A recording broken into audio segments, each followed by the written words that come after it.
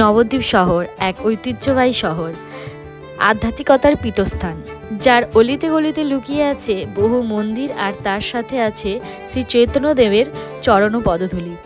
আর এই নবদ্বীপের বুকেই শ্রী তিনকড়ি গোস্বামীর সান্নিধ্যে গড়ে উঠেছে ৮০ ফুট দৈর্ঘ্যের এক বিশাল শিব। নবদ্বীপ তথা পশ্চিমবঙ্গে এনার বিশেষ খ্যাতি রয়েছে। এখন বলি এই তিনকড়ি গোস্বামী মহারাজ আসলে কে। ১৯০৬ সালের পশ্চিমবঙ্গের মেদিনীপুর জেলার মনোহরপুর গ্রামে তিনি জন্মগ্রহণ করেন। তার পিতা ছিলেন শ্রী হরিমোহন গোস্বামী এবং মাতা শ্রীমতী সুরধনী দেবী। পরিবারের পূর্বপুরুষদের প্রচুর সংখ্যক শিষ্য ছিলেন।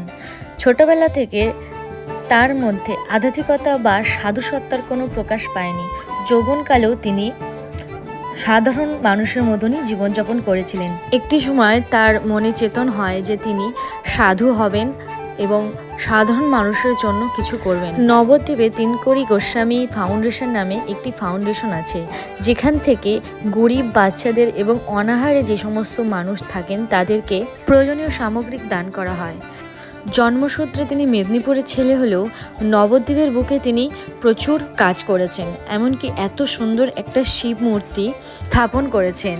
এক কথায় নবদ্বীপ হলো বৈষ্ণব সাধু সন্তাদের শহর, কিন্তু তার মতন দানশীল বৈষ্ণব সাধু নেই, খুব কম আছে বললেই চলে। আমাদের এই ছোট্ট নবদ্বীপ শহরে রয়েছে জ্ঞানের ভাণ্ডার, যে মাটিতে আবির্ভাব করেছিলেন শ্রী চৈতন্যদেব। প্রথম নিমাই জন্মস্থানের নিকট ৬০ ফুট দৈর্ঘ্যের মহাপ্রভু, তারপর এই ৮০ ফুট দৈর্ঘ্যের শিব, যেটি সাড়া ফেলবে সমগ্র পশ্চিমবঙ্গবাসী তথা ভারতবাসীকেও। অনেক দূর দূরান্ত থেকে ভক্তরা আসেন এই শহরে এক রাত কাটাতে।